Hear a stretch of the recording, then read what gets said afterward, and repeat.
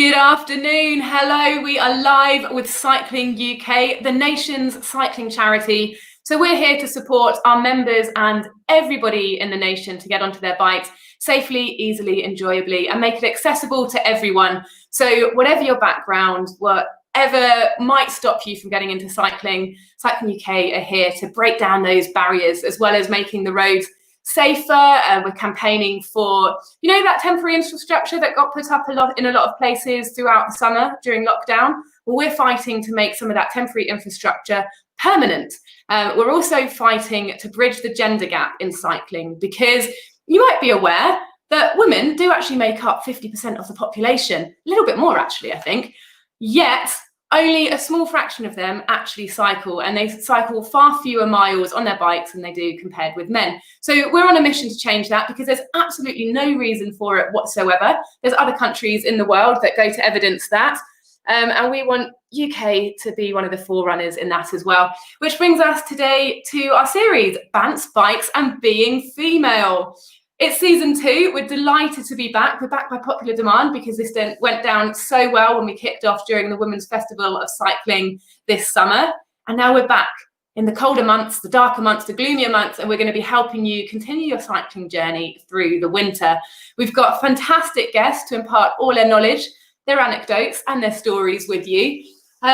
So without further ado, let's invite them onto the screen and let you know who's going to be talking about everything you need to know about cycling through winter. Let's kick off today with Fran from VeloVixen. Hi, Anna. Hey, so nice to see you back here. How are you doing? I'm great, thank you. Good to be back.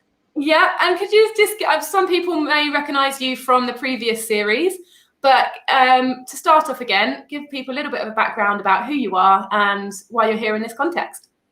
Yep, so I'm Fran. I am the operations manager for VeloVixen. We're an online women's cycle clothing retailer. So we're aiming to be the one-stop shop for all cycling kit for ladies. But me, myself, I've also ridden a bike for 27 plus years. Most disciplines, not track. And yeah, so got quite a good knowledge of different types of... Not track? Have you never even tried it? I've ridden around Maindy track, the old concrete track, back in the early 90s, but not like a proper indoor velodrome, no. That's one to tick off your bucket list then. Yeah, too true. Maybe during the winter, whilst it's cold, you get somewhere nice and dry. Yeah. Okay, cool. Charline, let's get you on. Hi, Anna. Hey. Great to see you back as well. You've got so much knowledge and stories as well. We know that you've got the stories to share with us. So a bit of background about you. So yes, I was a professional cyclist and stopped cycling in 2016 to then go on to be a cycling coach. And now I do all things fitness on and off the bike, yoga, mobility and fitness training as well. So really excited to be back with you guys and just enjoying spreading the love of cycling. Excellent. That is what we all do here. We love cycling. Sylvie. Da, da, da, da. Hello, everybody. So I'm Sylvie. I am a BMX athlete. I am also a BMX coach, and I am a bike mechanic. So yeah. And we've used you before in some of our maintenance classes, and you did a great job teaching how to do an M check. How did you find those classes? Yeah. Those classes, I think they went fantastic. I wasn't expecting them to be so popular, and for so many people to be kind of enjoying them and going through them. Cool. Well, anyway, that's our core group. We've got Sylvie, Fran and Charline here. But we've got a special guest in for today's episode. We've got Michelle. Hello. I didn't know I was a special guest. You are. You're a special guest. How's that make you feel? Yeah, fantastic. Yeah, always nice to know I'm a VIP. And so give us a little bit of a background about you. Okay, so I am Cycling Weekly's tech editor. I write reviews for Cycling Weekly, manage all the tech content that goes into the magazine and our 140 buying guides that we now have on the site. So yeah, I'm always kind of testing out winter kit and putting it through its paces. So hopefully I can advise on some of the best stuff out there. Yeah, definitely. I was delighted when you said that you could take part, actually, because we know that we've got some of the best knowledge from you.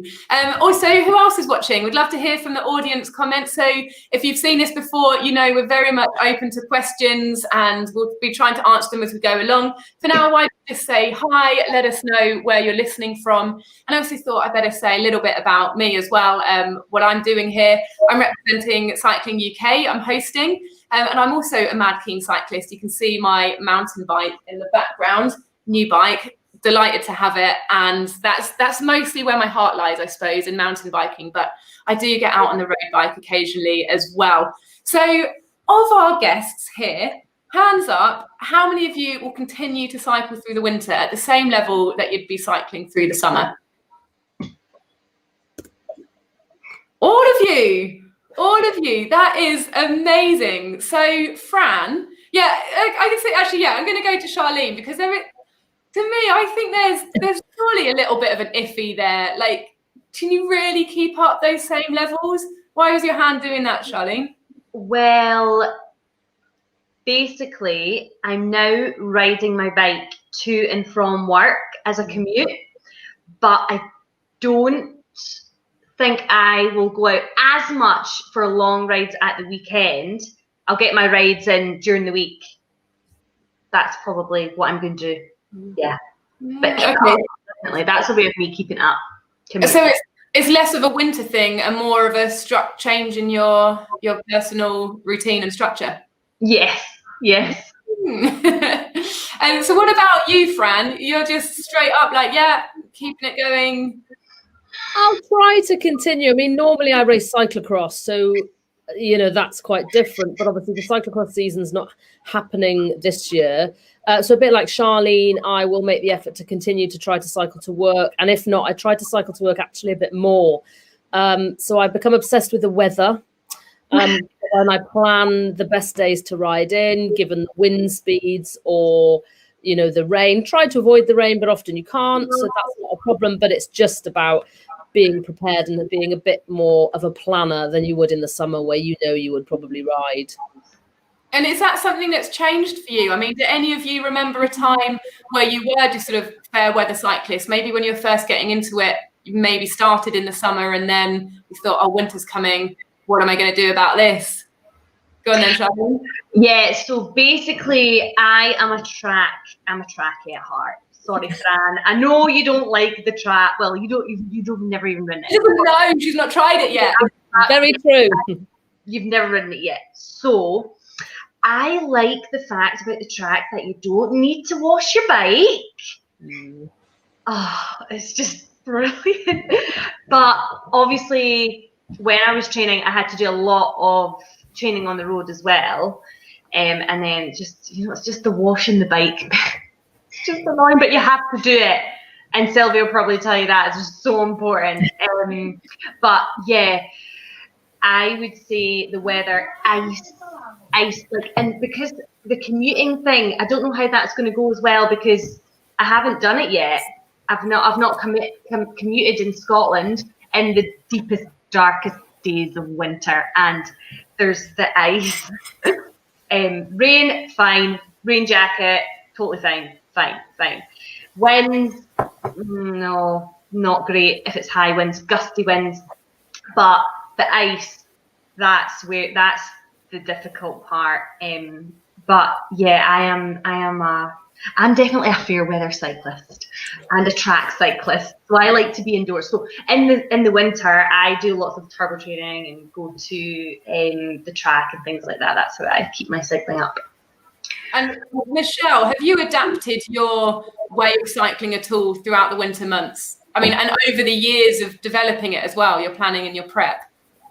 Yeah, I suppose someone asked me recently, like, how many years of cycling does it take? Actually, I think it might have been on VeloVixen Women's Forum, or it might have been a different one. But how many years does it take to kind of build up the winter kit collection to the point where you've got everything you need? Because it always feels like there's something else. It's kind of like, oh, right, I've got my tights. Now I need overshoes.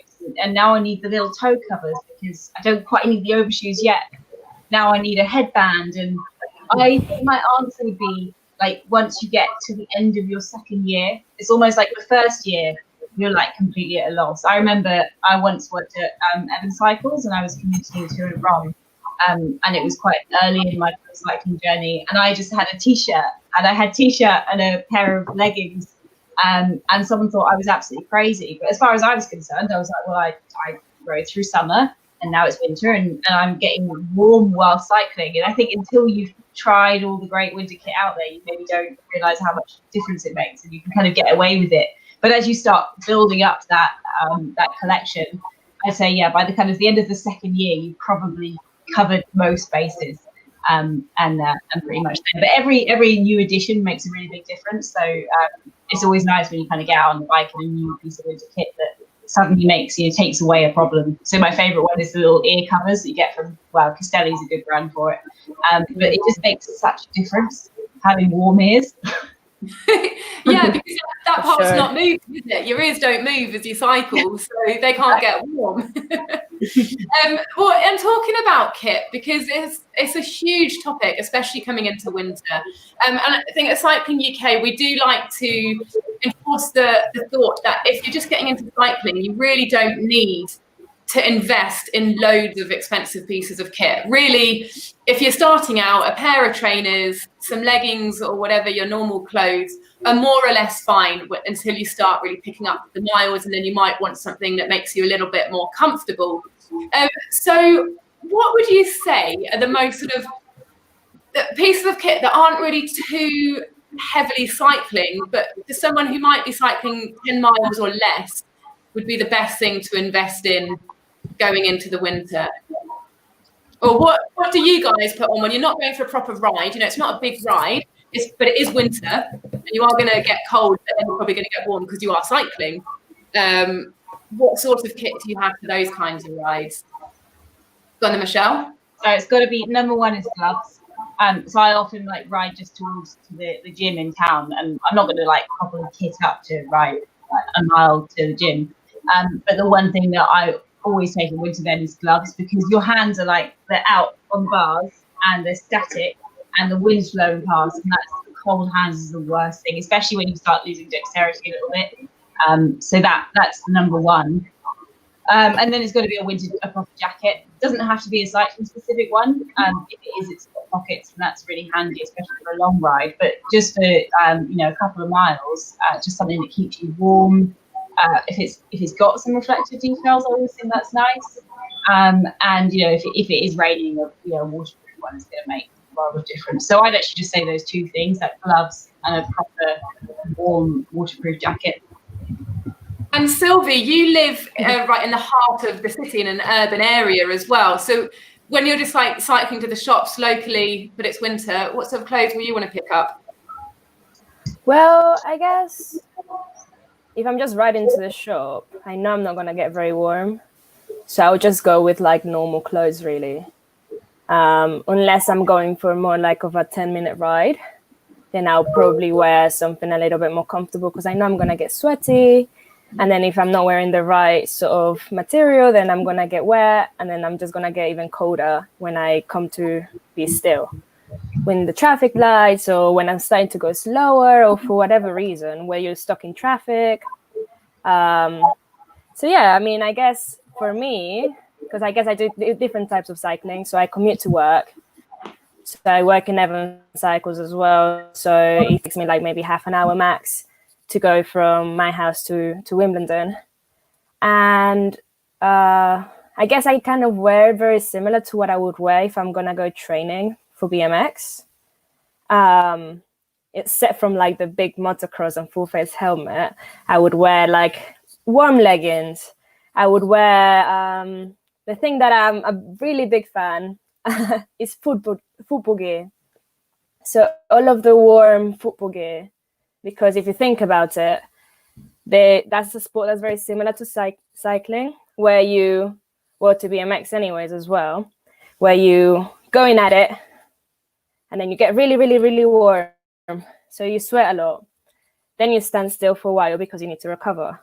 Then you go at it again, bam, bam, bam, bam, bam. Then you have to stay still again.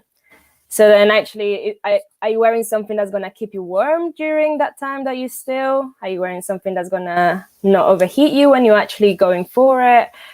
So football gear in the decathlon is amazing because you don't spend a lot of money. It's just perfect for what it is, for cycling as well, I guess, because that's pretty much what I wear. And I'm a big fan of not wearing a lot of layers. I get very uncomfortable and very annoyed when I'm wearing like a lot of things. So I pretty much just wear like a base layer, depending on the temperature. There's different temperatures in Decathlon and I guess in other brands. And then pretty much like another windproof jacket so I don't get cold. And then that's pretty much me for the winter. And if it's raining, then I have a rain jacket. And then make sure that you have rain trousers as well. Football ones are really good because they have a mesh inside. And then they stop you from getting wet from your sweat. And in terms of shoes, I guess it just depends, really. I think just comfortable shoes and just have a spare in your bag if it's raining. Yeah, having a spare is a great idea, actually. That is what Fran was saying earlier, a little bit about prepping in advance. And I love what you're saying there about BMX as well, because, and we've talked about track cycling, which is indoor, you don't have to clean your bike, BMX, which is all about sprints, so you suddenly get really hot and sweaty out of nowhere. And that is the thing with cycling, there's so many different disciplines and so many different aspects of it, so it's about finding what's right for you. I'm just going to have a little look at the audience comments, say hello to some of you tuning in. Hi, Janet, really pleased to see you back, and Christine as well. Thanks for tuning in again. Rachel, hello. And Zoe, she says that wearing the right kit really helps with winter riding. And she's finding she's having to jet wash to clean her bike. So we'll talk a little bit about jet washing shortly. I haven't got it on my notes actually, but it's a really important one. Debbie, Shirley, hi from Wokingham. Debbie is commuting on the bike the same, but more on the turbo rather than outside if the weather's bad. So we'll go a little bit about turbo. Loads of comments coming in actually. Thank you so much.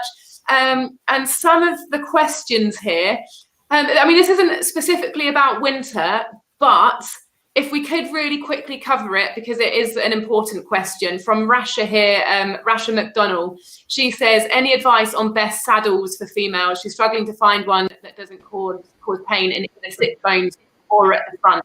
I know this is a massive topic, so I'm going to go to Fran and to Michelle about this, if we can sort of quickly go onto this, and we'll move back to the winter stuff.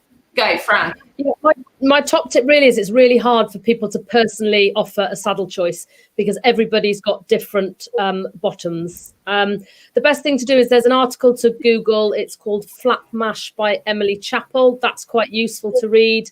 And another one is Innie or Outie by a company called Cobb. It will make you understand a bit more about yourself. And then I would suggest going to a local bike shop and getting a proper saddle fit where you can test things and go back. But you do have to be honest with them about the problems you encounter. Otherwise, you won't be able to get the right saddle for you. Could be an awkward conversation, but it's got to be done. Michelle, any tips? Because I know that you must have tested hundreds of saddles in your time. It's true. And what Fran says about it being personal preference is absolutely right. So whenever we review saddles, we're always really clear about, okay, I thought this is this saddle and other saddles I like include R, X, Y, Z, because there are saddles that have similar shapes and people that get on with one are likely to get on with something similar. But yeah, it's very difficult to say, oh, this saddle will suit everyone, because it won't, because everyone's bums are different. I can't remember who said it once, that like bums are like snowflakes. They're all different. And the saddles that are going to suit you will absolutely vary. I've got a pretty comprehensive, I hope it's comprehensive, article on how to choose the right saddle on Cycling Weekly. And a lot of it is to do with, you know, speak to other people about, and people you can have a really honest conversation with about exactly what problem you're having. And maybe if they found solutions, if you can find a bike shop where there's someone that works there that you're comfortable speaking to, then that's a great way to go about it, because you kind of need to look at your saddle and look at the pain that you're having. Where is the pain? You know, what type of pain is it? What sort of bike are you riding? And then what saddle caters for that? So if you're generally getting pain at the front, then you probably, in a lot of cases, are going to get on better with a saddle with quite a wide cutout. If you're having more pain at the back, then you're likely, again, it's it's a bit of a generalization, but likely to be sitting further back on the saddle. So you might need a bit more, potentially a wider back issue. I was going to say padding, but that's the wrong thing to say. Probably you're going to want a wider rear to the saddle. A lot of the women I speak to, it's more pain at the front, and that's where they start kind of feeling really uncomfortable with that conversation. I mean, I know a lot of people get on with the specialized power saddle and those kind of shapes with that much wider cutout. So that's a good start, but it is all really personal. So best advice would be to find someone that you feel comfortable speaking with who has a good knowledge of saddle ranges. And if you're really struggling, then saddle mapping is a good tool. So there's a lot of bike fitters that do use it. So you go to the bike fit, you'll actually sit on the saddle with a saddle mapping tool, and they'll bring up on the screen, this is where the pressure is. Is it at the front? Is it at the left? Is it at the right? And also bear in mind, it could be to do with the way the saddle is set up. So if your saddle is pointing very slightly nose up, that will cause you the world of pain in the majority of cases. If it's so uncomfortable that you've had to tilt it down, I think Charline will agree that's probably going to cause you a bit of lower back pain. So ideally you want it fairly level. So do check that it's set up properly as well, because it can just be down to bike fit as well as purely the saddle itself. Yeah, and this topic comes up all the time, so I'm glad that we went into it briefly. And also there's some places that will offer a return on saddles, so you can try them. Some shops and some brands, so they're worth checking out. And also in the comments, Cycling UK have just popped in a link to Emily Chappell's article on saddle sores, and also her book as well. So do go and check that out if that's for you. Right, so next question from the audience, which leads me on to what I wanted to continue to talk about winter-wise, which is that more advanced kit. So, to get into cycling, doing short journeys, keeping yourself warm and dry is the most fundamental thing. However, when you start to go a little bit longer, it can get a little bit more complicated. It's not just put on the biggest jacket you can find to keep warm. There's a lot that goes into it. And Irene has asked, what's the best jacket to avoid getting too sweaty? So, Charline, do you want to say, what that question's really common? Why do you think it's come up about being sweaty? Oh, yeah. Well, I guess it's all about the effort that you put in on your commute, or if you're going for longer distances. Unless it's, I guess, if you're cycling somewhere for a purpose like work, and you're like, there's no change you can't shower right now because of the circumstances, so you're not wanting to get sweaty, just some wipes or a towel to dry, pat yourself down and use that deodorant, and you'll be fine. But a jacket, in terms of a jacket, I would say Fran's a good one to ask for this, because I've just bought a jacket that is spot on and I absolutely love it. And it is so warm, but it lets the air in at the same time. That's it. That's the jacket. And I love it. I've got other jackets that are similar to that, but this is the first one that I felt exactly what you're talking about, just that light feeling. And I only need one thing underneath that. I only need a long sleeve kind of thin top underneath that, and I'm fine. And I'm in Scotland. I don't know if you are too, but I would definitely go to Fran to talk about the jackets. Yeah, I've been leaving Fran to last for a reason, because I know that she's going to be able to wax lyrical about this, and she's really going to be able to go in depth. Because I think that one of the main things with waterproof jackets is there's often a balance or a choice between how waterproof it is, how much it protects you from the rain, versus how sweaty you get inside it and you don't want to end up boiling a bag. So, Fran, the floor is yours. So what I'll just add is the jacket that Charlene's on about, which I was just obviously styling here, is the VeloVixen Climb & Conquer Zeta jacket. So this is a deep winter jacket. It is waterproof, and it is quite thick and has a fleece lining. So this is your kind of up to 8 or 9, 10 degrees, depending on how much you layer up under it. The other top-notch jacket that I would recommend, which is completely different, is a Castelli Idro, which is a top-of-the-range, waterproof, packable jacket. When people see it, they complain because it comes in black only. But the reason it comes in black is the way that the Gore-Tex have made the material. It's a single layer skin, so they can't actually colour the jacket to keep the high waterproofing. But that is the best waterproof and breathable jacket on the market, but it does come at a price. But it is worth every single penny. The problem with jackets is you need to decide what you want a jacket for. You can't buy one jacket that will do everything, unfortunately. So you need to consider the weather that you will ride in and then pick the jacket accordingly. And this is where we at VeloVixen try to come in, because we say, if customers email me and tell me what riding they do, what temperature they want to ride in, whether they run hot or cold, then I can advise them for a jacket within their price range, because otherwise I accept it can be a little bit of a minefield, especially for novices, to look at a page with 50 jackets. Yes, it can. And then it's not even just always called jackets, is it? Helen here, by the way, says the best winter jacket she's ever had is the Climb and Conquer. It's also so pretty. And sometimes you might be looking at something and it's called a rain cape, which makes me think of superheroes. And if anyone's ever watched The Incredibles, no superhero should ever wear a cape because it's really dangerous. And we don't want to be on our bikes with these capes flapping around behind us because God knows where it's going to get tangled up in. But that's not what a rain cape is it? No, so this is a rain cape. It's a Stolen Goat one. And basically it is a packable shell. So they are generally water resistant and windproof. But the idea is you can scrunch it up really small, shove it in your back pocket, and you only need to pull it out if the rain changes. So they are very different to the Climb and Conquer that I have mentioned earlier. Excellent. And Michelle, in the years that you've been testing jackets, has the technology changed? Because I think even going back 10 years, cycling jackets really were that choice of waterproof but not breathable, or breathable and not waterproof. It was that or that. Do you feel like things have improved? Absolutely. I think, the game changer that came along a good few years ago now probably was the Castelli Gabba. And it's still, cyclists still refer to a Gabba day. A Gabba day is when it's a bit drizzly, but it's not rain cape weather, but there's a bit of drizzle, and you're wanting to kind of keep dry and that without making yourself a bit of a boil in a bag with rain cape, which typically is for when it's really raining quite hard.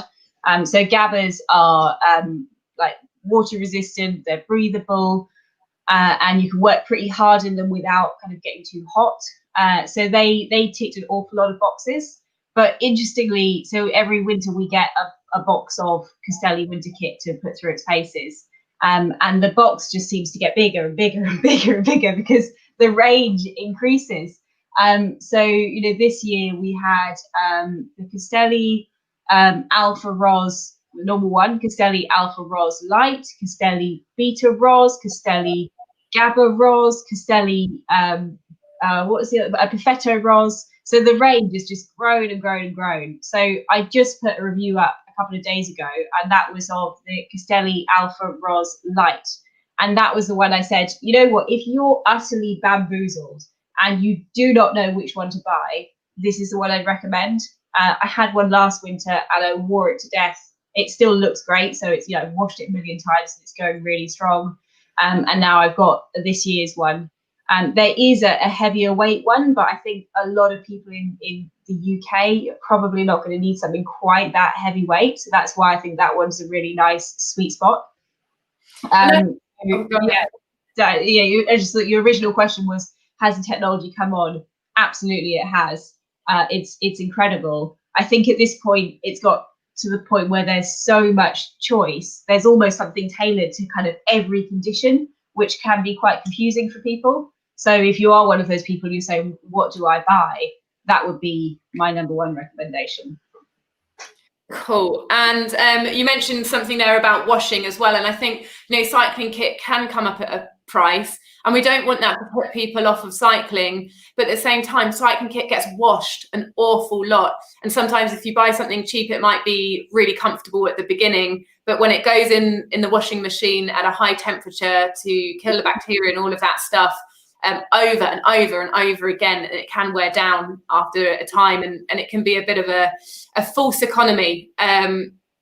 But that said, you know, there's plenty of options out there, and you can play around a lot with layering. And I think layering is so important for cycling because your temperature changes. You start off cold, you pedal, you get warm. You go up a hill, you get even warmer. You go down a hill, you get cold again. You can stop at a coffee stop, you're all sweaty, you don't know what to do with yourself. It is such a complicated process. So again, I'll probably lean on Fran and Michelle as we carry on talking about clothing here. Layering, best tips and advice and products.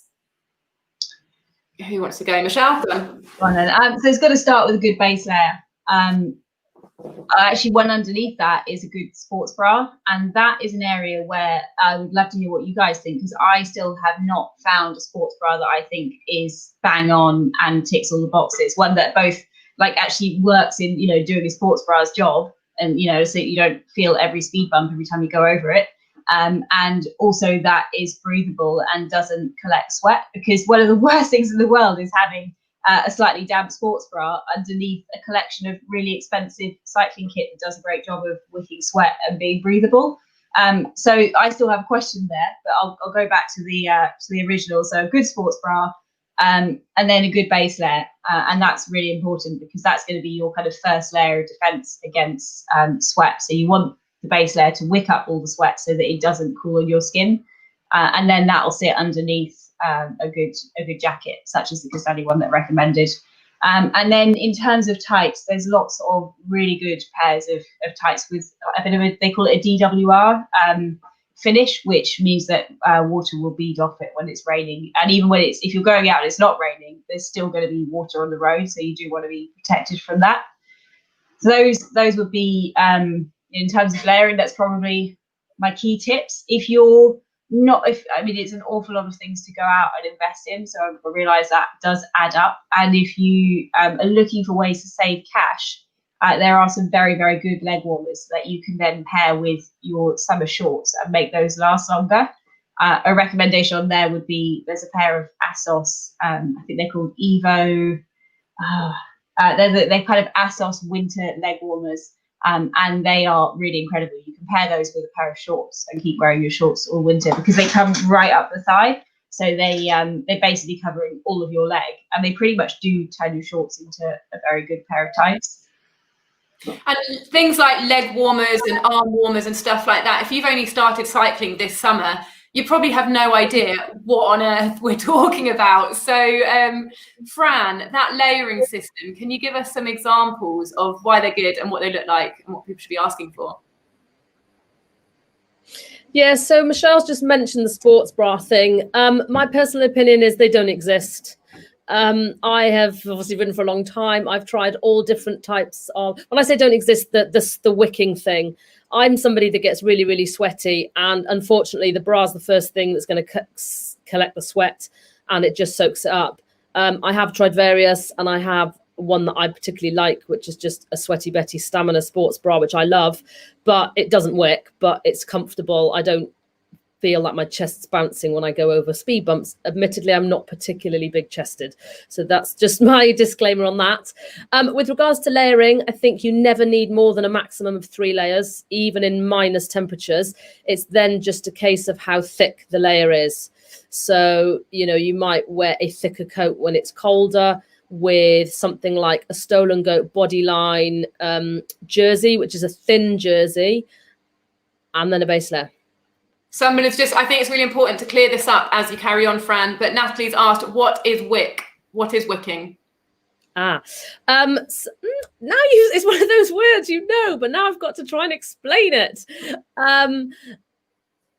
It's, go on, somebody else want to try. It's basically, it's a material that absorbs the water and brings the water that you're producing away to the outer layer of clothing. I mean, correct me if you have a different answer for that, Michelle.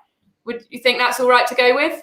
Yeah, that's exactly what I was going to say. Yeah, takes the sweat away from your skin and then pushes it out onto the next layer, so it's not sitting right against you. Yeah, highly technical, and really, really important for cyclists, like you say, because you can start off warm, get cold, then get warm, and getting the water away from your skin is the fundamental thing to understand. Go on, Fran. Yeah, so that would be my top tip is layers, is that you never need more than 3, and you just need to think about the thickness of the layers you put on. Because if you put on too many layers, you're going to be like this and you're not going to be able to move on your bike. You mentioned arm warmers, Anna. Here's a lovely pair of, oh, I can't see the camera very well here. Yeah, no, we can see it. I was going to hold them further back. So basically it's just a sleeve that you would put on that is great as a 3-season. It's got, these ones have got a fleece lining, so you put your base short sleeve base layer, your arm warmer and your gilet on, and then particularly in spring or autumn, if it warms up, you can peel them off, and then you roll them up and they go in your back pocket. So I always say to beginners, the best investment pieces are arm warmers and a gilet, because they're so versatile. And ironically, they're probably the thing that if you are a beginner, you're not going to think to look for or ask for, because they don't really come up in other sports. Exactly. You wouldn't really know what they are. I mean, you then might think, oh, some of those weird track runners wear that. You occasionally see some of the, but then they just have one on, which I've never quite understood. So that's probably the only time people would have seen them. But they are really, really good pieces of kit to invest in. Many people are talking about the sports bra thing as well. Natalie's saying that a breathable sports bra would be good. Helen Grimster says she's still looking, but I believe, Charline, you found something that works for you. Yes, Sweaty Betty sports bras, the ones that are the medium support. Actually, they're all amazing. I have probably about one of each, and they're all great. They're not they don't wick. I've never heard that word before, but they don't. So how I think of wick, is it like merino wool, Fran? So is it, merino wool kind of takes the moisture away from the skin and then it doesn't go on to anything else? Yeah, that's right. Yeah, that's right. So a merino will take the only problem with merino is if you're super, because I know people rave about merino wool from a warmth perspective, but if you're super sweaty, merino does soak up and hold it. Yeah, okay. Well, in that case, yeah, Sweaty Betty, absolutely love their sports bras. All different kinds for different chest sizes. You've got light, medium, and heavy support. On the bike, I like to wear a light support. I just like to feel free. I do, unless I'm running or doing a hit. I like to just feel not constricted around the chest area if I don't have to be. And like Fran, I'm not too heavy up there, so I don't need to worry about that too much. So I would say if you are like myself and you don't need to worry about it, as light as you can so that you can breathe. But if you do need a sports bra that is really supportive, then Sweaty Betty actually have really, really good ones, so go and check them out. I must admit, since lockdown as well, when like going out and being seen in public just hasn't been as important, I'm like, I know I have to put a bra on, and I'm like, oh, what is this? What? I don't want to put on. So uncomfortable, so restrictive. And Zoe has said that she's got a rather large chest and use shock absorber bras. They do not move. So anyone in that camp, shock absorber have been recommended by Zoe. Thanks for that recommendation. And Janet would like to know, do arm and leg warmers come in different lengths? That's for you, Fran. Only in the sense that the size will probably change as they get go up the size range, but you couldn't buy like this in say 3 different lengths. You're either getting a small, a medium, or a large. Cool. Right, last topic whilst we're on clothing is extremities. So you mentioned ears earlier, Michelle. Fingers come up all the time in our women's chats as well. A lot of people out there suffer from Raynaud's as well, and toes. So Sylvie, as someone who sort of invested in cycle clothing, what do you like to wear on your hands and feet? You mentioned football socks earlier. Was there mesh? So what For me, everything is football. Football gear. I've never played football in my life. But that's basically the closest thing that I could get. And the thing that I think works the best, because I've tried a couple of things. I've tried, I'm talking more of like a BMX sort of perspective, where again, you get very sweaty, but I think it's like the same because I use the same thing when I'm cycling anyways. So I think I don't like to wear really thick gloves, but maybe that's me. And I just like to wear like a thin layer that is just very warm, rather than having very chunky ones, because I like to be able to break and be able to move around. And if I need to grab my phone for whatever reason or anything like that. In terms of socks, yeah, football socks, they tend to be really thick and really nice and warm. Yeah, people are agreeing with you. You've got Natalie, she said that football socks are fab for keeping your feet warm as well. Who would have thought? I would not have thought that this was the route we were going down. But it's so personal. Hands and feet really affect people in different ways. That's why I kind of want to hear from all of you on this one. Charline, what do you use? So I've always really struggled with really cold hands and feet, just all my life, like even before cycling. But there's nothing worse than like coming back and, you know, when you can't go straight into the shower because you're too cold. So actually, it's Fran will probably laugh when I say this, but recently I found a way to adapt to the cold. And she knows what I'm going to say, and I got there first. But basically, I do a cold shower a day, and it works. I now don't get freezing cold hands or toes. So what we're saying here is you have a cold shower, and now you don't get cold. Yeah, well, I don't feel the cold as much. Like, I could go out for a ride and I come back and sometimes I don't wear gloves. Right now, in Scotland, in the 13th of November, I'm not wearing gloves. So that's weird. And I've been doing it for about 8 weeks now. And I just have my shower, and then at the end, I go in for like, I stay in and I turn it to cold for up between 30 seconds and 2 minutes every day. And yeah. This That's again, that's what I do.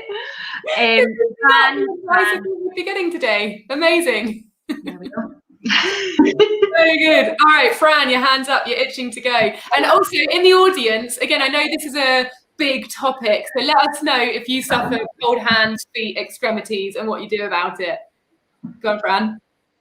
I'm just supporting Charlene's account of the cold shower thing. It's been proven, and I read an article recently with Wim Hof, who's the ice swimming man, who talks about you can adapt to cold and you can learn to have your hands not feel the cold. Put your hands in ice buckets of water, and gradually over time, your hands will adapt to it, and therefore it becomes less of a problem. But I'm also with Charline on the cold shower thing. So it's one of those things, until you try it, you don't understand it and you don't understand how it works. And when you've done it and you see the benefits it brings, and you can actually, I used to get really, really horrendously cold feet, but I don't anymore. And it is quite incredible. But yeah. And it's free. It's free. Yeah, sorry, but yeah, I'm not using my gloves anymore. I don't need them. Socks, I literally, honestly, everyone who's watching it, I used to wear so many pairs of socks, and then people were like, no, only wear one, but a really good one. And then I'd be like, right, I'm getting some sealskin ones, and then I use the sealskins ones, and then I was like, oh, I'm still cold. And then I'd be like, right, I'm going to use these different ones. I'm going to put overshoes on. Still cold. But it does help. But if you're going out for 4 and 5 hours, like what I was, not a short commute to work, like what I'm doing just now, yes, cold showers. That's all. I never would Yeah, have thought. This is how I thought we were going. Michelle, as someone who hasn't fallen to the dark side of cold showers, presumably, and you're like, give me a product that I can buy. Yeah, you're still after the traditional approach. God, so old-fashioned. The cheap option on feet is cling film. So some people that really struggle put cling film on their feet underneath their socks to help insulate them. So that's free, pretty much, available at your local supermarket. Aside from that, I think things with good neoprene content are also quite good. So like the Castelli, I sound like I'm a poster girl for Castelli. I promise I'm not. They just make really, really good winter kit.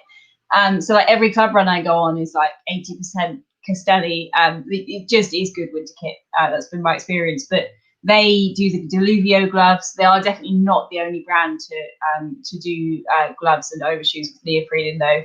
And they do Diluvio overshoes as well. So it's the same kind of fabric that wetsuits are made out of. So the concept being that rather than keep you warm by sort of covering you up in really thick material, you've got this kind of quite sort of flexy material that effectively your hands do sweat, and you turn your hands and feet into little radiators. So as you warm up the sweat and you keep pretty warm. So I've always been quite a fan of those. But other people that struggle also, I saw someone mention like the lobster style gloves. So they'll separate like these fingers, I don't know what they're called, and these fingers, so that they're together and you look like a lobster, but your fingers are keeping each other warm. So that is an option as well. Gloves I just like that aren't necessary for people that really, really struggle. There's a brand called Lofi. So spelled Loffi, and they make these gloves with smiley faces on, which I think is very on brand with Cycling UK. So the idea is that every time you wave at someone, you're sending a smiley, and they're just, they are actually really warm. I really like them, but it's also just a really nice, pleasant message. And every time I use them and wave at drivers, they always kind of look first a bit surprised, and then quite happy to see me. So it's just a nice kind of bit of sharing the love on the road as well.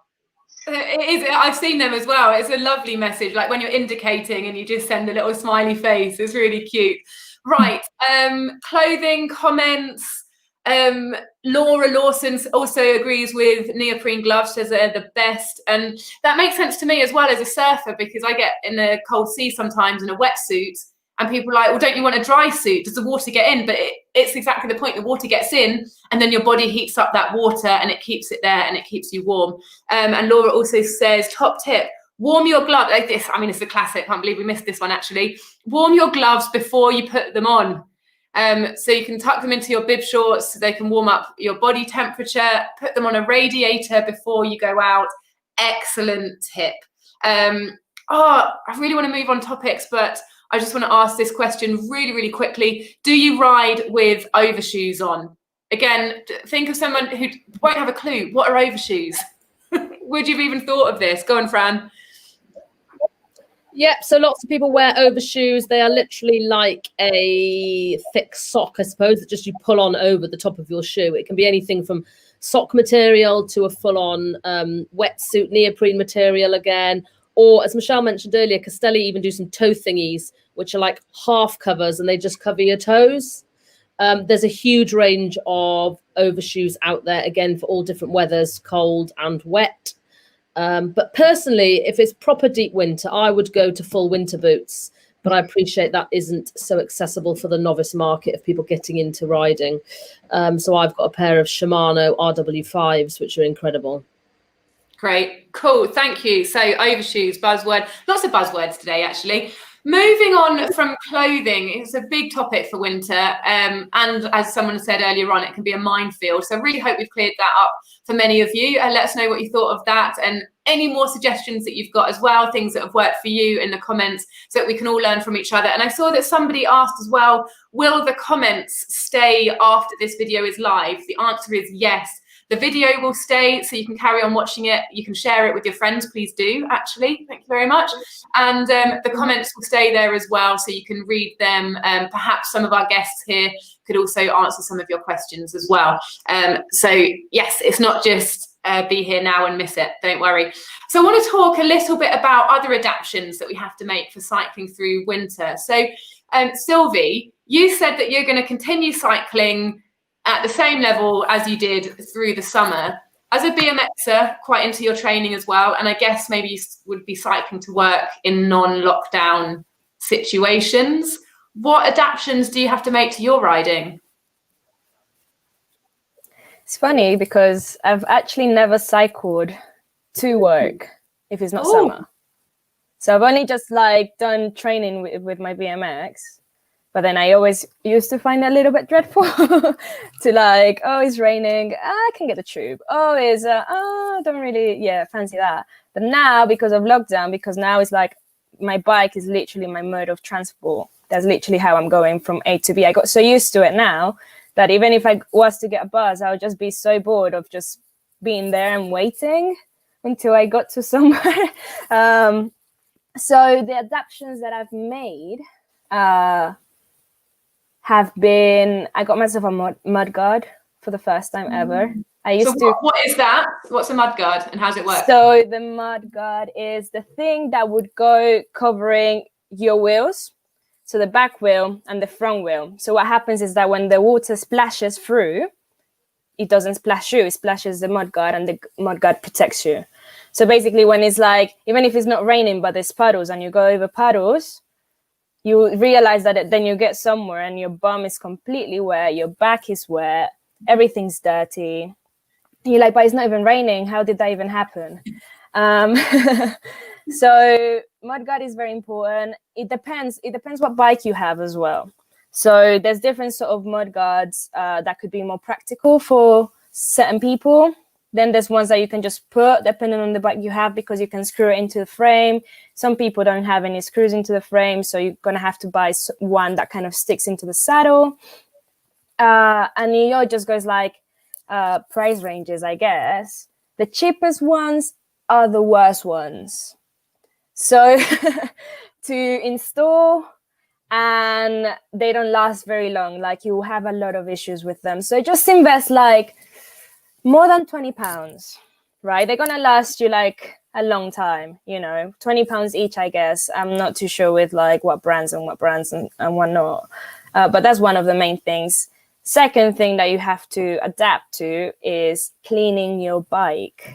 Because it's gonna be gritty, because the winter comes rain and salt and all of the nasty things that you don't want on your bike. So what happens with salt, you know, fair enough, like it kind of melts the ice. You don't have to worry so much about slipping, but still be careful with the slipping. But what happens is that when it starts getting into your bike and you leave it there to set, it will start corroding your bike. So you end up breaking your bike. At the end of winter, your bike is like complete, like all of a sudden you have a lot of corrosion, you have a lot of issues with your bike, and you're like, but why? I give it a bit of a wipe, but what's going on? So the main thing is also making sure that your chain doesn't get dry. So you want to use wet lube, not dry lube. And you also want to make sure that the chain area, the cranks, the chain ring, the gearing at the back, that's not completely black and completely greasy. Nothing should be too much of anything, right? You should always be kind of wiping your bike a little bit. Even when you put some oil, you got to wipe that wet lube around to make sure that you clean your chain as well. So I mean, we're going to be actually running a session of this, Bants Bikes Being Female, about cleaning your bike through the winter, because like you say, it's so important and it's a brutal time on your bike for many reasons. Charline, what adaptations have you made or do you make for cycling in the winter? Mostly just the clothes. Usually during summer months, I just wear, if I'm commuting, because I only commute like 6 kilometers away from my home, so it's just it's like short cycle. If you're smashing it between the traffic lights like me, there's no going slow for me. I just, in the summer, I just wear leggings and a t-shirt and a jumper, and that's me, and helmet, obviously. And sometimes trainers, but in the winter, I don't know, I just feel like I want to be more secure on the bike. So I wear my cycling shoes, the clip-in shoes, the cleats, and everything is cycling based. I just want to feel warm and safe, and I don't know, I feel a little bit warmer and safer with cycling specific clothes. Don't know why. So for you, it's just clothing. It doesn't affect how much you go out, how far you go, anything like that. Yes, so I don't go out for my long rides during the winter as much. Maybe one weekend out of the month, and I'll do different type of training. I've always been like that though. So when I was a cyclist, if I had like 4 hours on the road to do and it was horrible weather, I would go on the turbo for 4 hours. But this is coming from a track cyclist. I just, put on Harry Potter, put on Lord of the Rings, sorted, just sitting on the turbo, no intervals. It was just one of those rides where I was like, I refuse to have freezing cold hands and feet when I come in, because I just hated that. And I like the warmth of being inside, but I just still want to keep up the cycling. So I think, yes, actually I do change quite a lot from the summer to the winter. Yeah. I just don't go out very much in the winter, but apart from the commuting, which I love because it's really good for my head. I like to start my day with a little commute and a little time for me, and then finish my day with that as well. And it's just a little bit of extra exercise that I wouldn't get anyway, and time on my bike, and keeping those cycling legs ticking over for the summer months when it comes and I'm like, I want to do 100k this weekend. Oh, I've not cycled since September last year. So yeah, really important to try and keep the cycling going through the winter. But yeah, it's tough. It's tough for me. Everyone's different though. Yeah, some people will be hardy and go through it, but it's exactly that, isn't it? If you've just got into cycling, you're really enjoying it, but you're put off by the cold weather and the dark weather, which is completely normal. As we've just admitted, everyone here was saying they cycled all through winter, and actually they're like, well, but really I don't that much because it's horrible.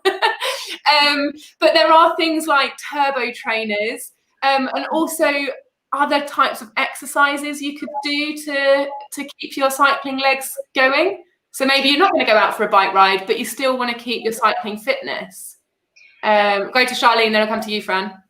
Yeah, so a way of keeping your cardiovascular system working, so your heart and lungs, that you work when you're on the bike, is you can run, and you'll have to run for less time. And I do realise that a lot of people sometimes when they pick up cycling as well have lots of injuries, so they can't run. So in that sense, then perhaps some kind of HIIT exercising, so interval training, squats, and strengthening of the legs as well, strengthening of the whole body, so core exercises, leg exercises, arm exercises, body as a whole.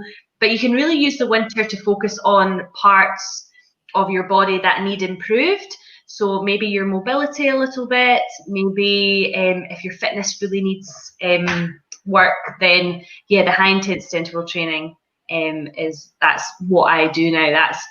I'm basically a high intensity interval trainer, and do the hits, 3 little hits a week, is what I do basically through the winter to keep my fitness going. Cool. All right, over to Fran, and then we'll come down to you, Sylvie.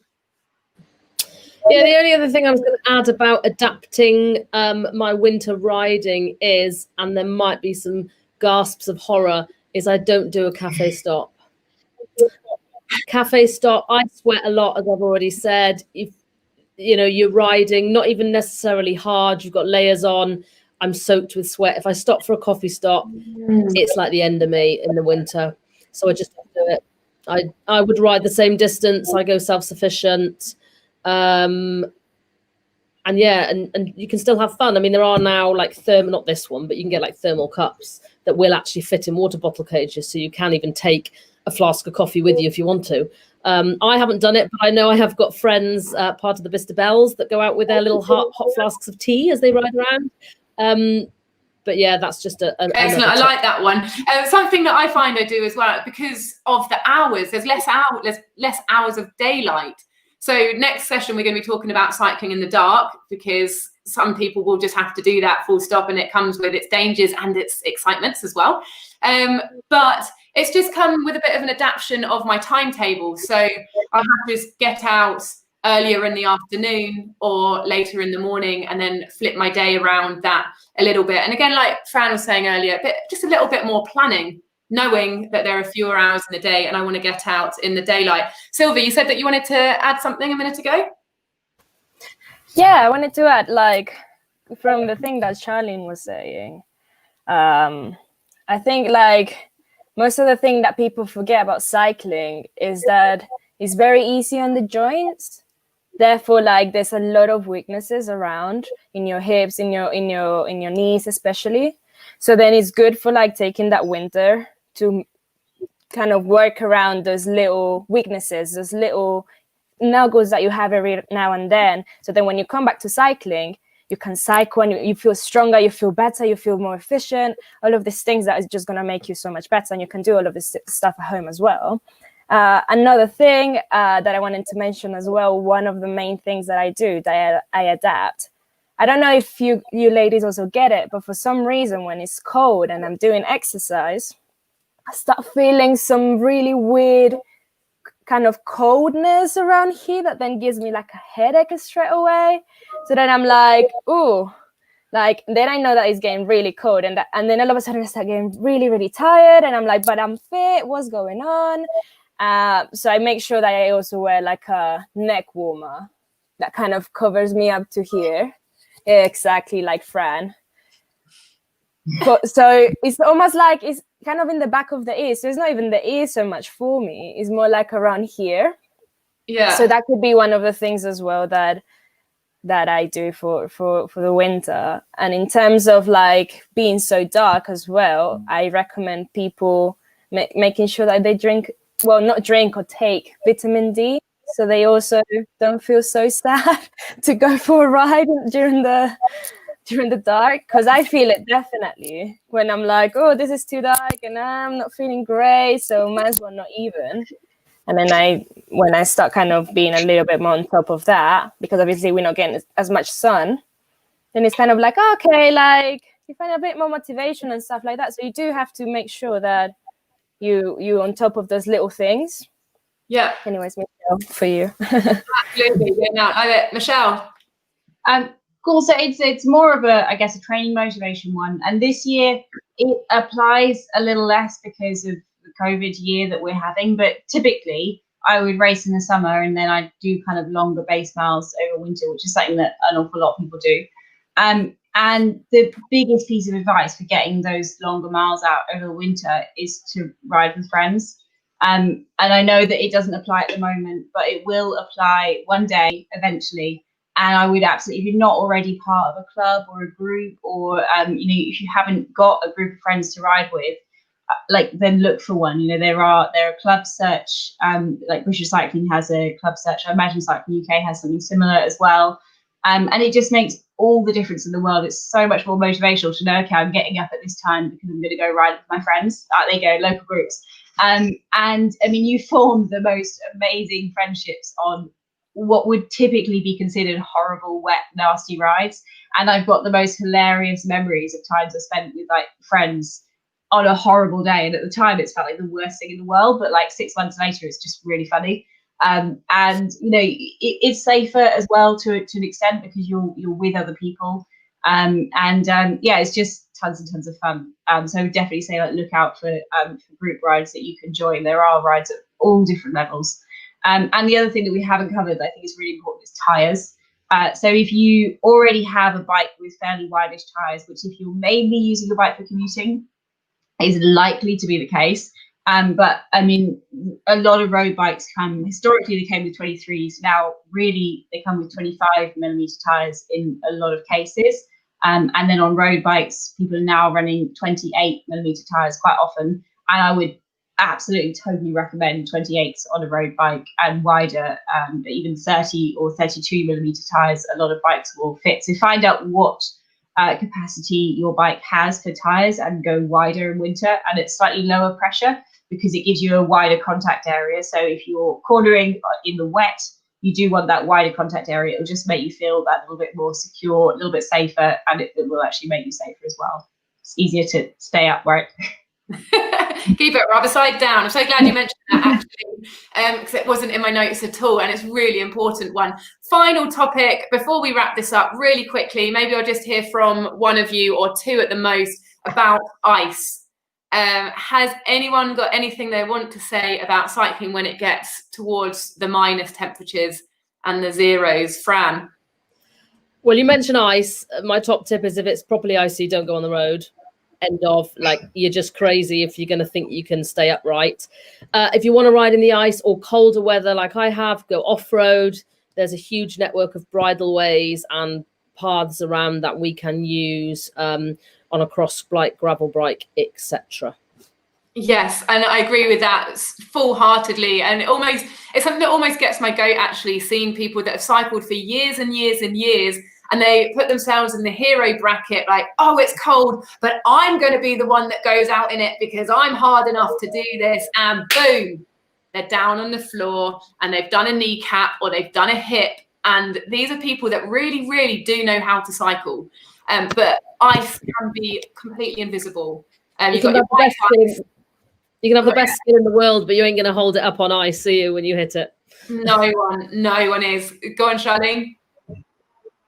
Okay, I've just got a quick tip as well, because sometimes you go out and actually it's not due to be icy, but there might be bits in the shade. So stay away from the shadows because they will be icy probably. So just avoid anywhere that the sun's not hitting. That's going to be where you're going to get that black ice. So avoid the shadows, avoid where the sun's not going to get to, and just, yeah, definitely avoid the shadows. Avoid the shadows. Sylvie? For me, it's like be careful with the corners. Yeah. Be very careful with corners. During winter, and it's like, it's not even about ice so much, like, you know, like even where there's salt around. I know like in London there's a lot of salt, but if there's a bit of mud and maybe there's a bit of a puddle somewhere hidden by leaves, and then you go really like fast thinking, oh, there's nothing there, let's go, bam, like you slid and you go, and it's not fun. With those sorts of crashes, with the wet leaves on the corners and with ice, you have no warning. You're up and then you're not. And avoid that. Just game over. So you kind of got to avoid the situations rather than trying to learn how to deal with the situations.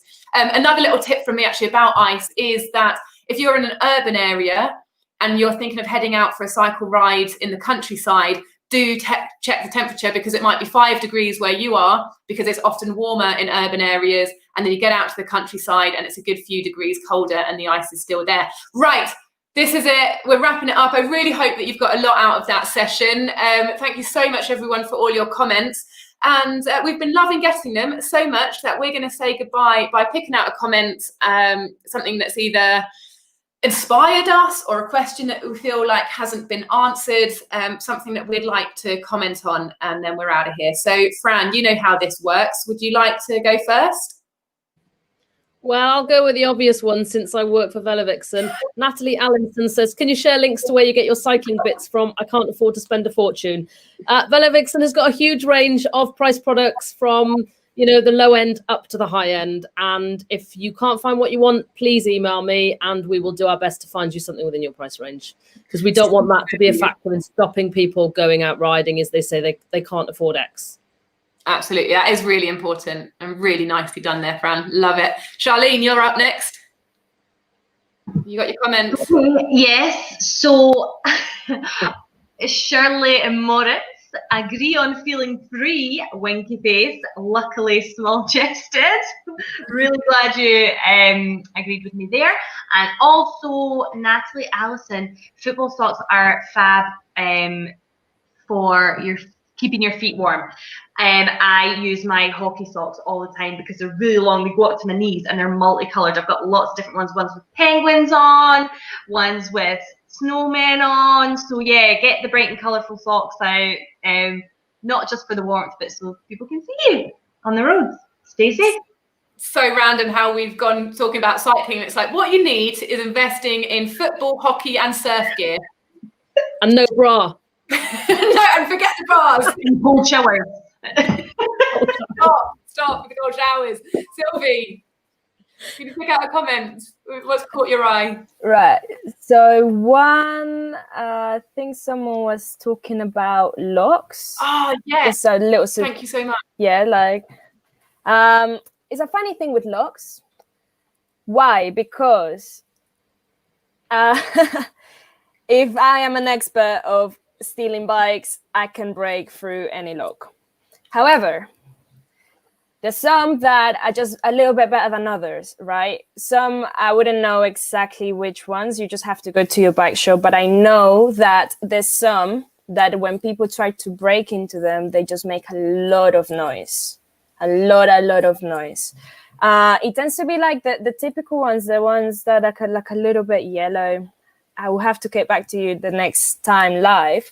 But invest in locks. Not too expensive, not too cheap. Make sure it's the ones that you have the key and it's kind of like two pieces. One like this and the other one like that. That one is really good.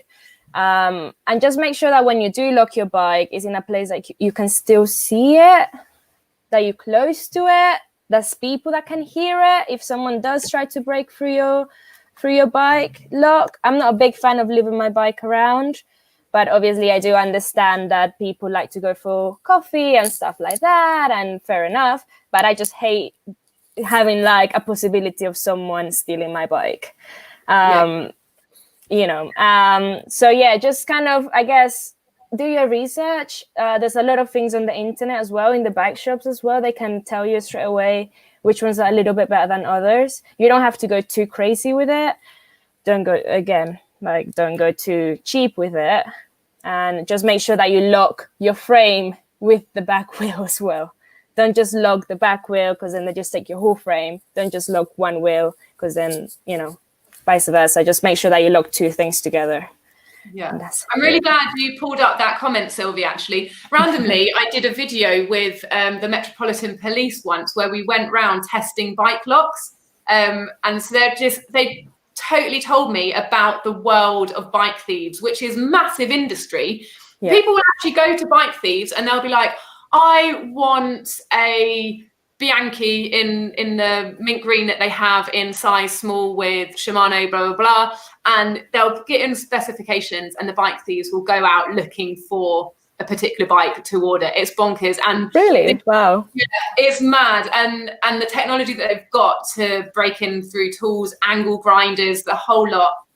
But they have different standards of locks. So if you go for gold standard lock, that's your best. Yeah.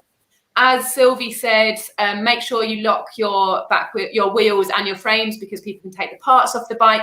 And also make sure that your lock isn't loose. So try and bring the lock around the bike and the thing that it's locked to as closely as possible so that shears and things can't actually get into it. The less leverage a thief can get, the better. But actually, I agree with Sylvie, try not to leave your bike unattended. They should be there as a deterrent and to save you some time, not to actually think that your bike can't get stolen. Never more for 10 minutes. Yeah. Time. And we've got Cycling UK, have got a blog about that. So if you want to read that, she'll give you some more tips. Michelle, are there any comments there that caught your eye? There is. I'm in the other corner to Charline and Fran on sports bras. In that I like a good proper sports bra that there's no bounce. That's like definitely high on my would like list.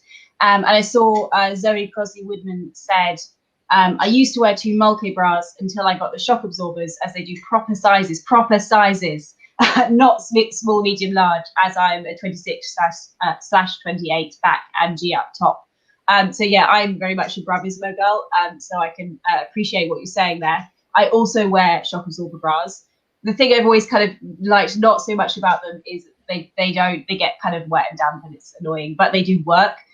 So one of my kind of major missions at the moment is to try and find good sports bras that work and keep you dry. So as Fran says, it might well be that they just don't exist. And if they don't, then I think brands need to make them exist. So it's a really big mission for me at the moment. I'm probably going to keep prattling on about it until some brand actually does it. Yeah, I'm definitely on the hunt. I've spoken to brands about it, and I do want to see it happen. But yeah, if you are a larger cup size and you do want a good bra that keeps you secure, I wholeheartedly recommend shock absorber as well. Thank you. Cool. And Janet has also suggested about bike. Oh, sorry, that's Helen. Turn your privacy zone on Strava. If you're using Strava, which is a mapping device where people can find out where you've been riding, that has also become a tool for these professional bike thieves to find out where people are storing expensive bikes. So yeah, thank you for that. Right, I'm going to wrap this up. As always, we've gone over time, but I think we could have expected that, couldn't we? We always do. Thank you everyone so much for joining us. We'll be back next week. We're going to be talking about, are you scared of the dark? So cycling in the dark, bike lights, legalities, things that you have to have, and things that you might want to have. So join us same time next week. Thanks everybody. See you then. Bye. Bye.